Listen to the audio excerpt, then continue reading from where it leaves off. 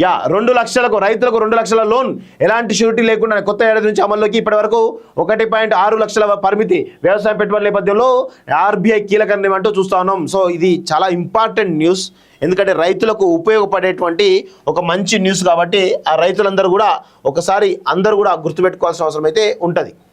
నూతన సంవత్సరం సమీపిస్తున్న వేళ రైతులకు reserve bank of India good news చెప్పింది. సో వ్యవసాయం కోసం తాకట్టు లేకుండా మంజూరు చేసేటువంటి బ్యాంకు లోను లిమిట్ను పెంచినట్టు వెల్లడించింది. ప్రస్తుతం తాకట్టు లేకుండా రైతులకు 1.6 లక్షల దాకా లోన్ను బ్యాంకులు మంజూరు చేస్తుండగా ఆ పరిమితిని 2 లక్షలకు పెంచినట్లు ఆర్బీఐ తెలిపింది. 2025 సంవత్సరం జనవరి 1 నుంచి అమల్లోకి వస్తుందని పేర్కొంది.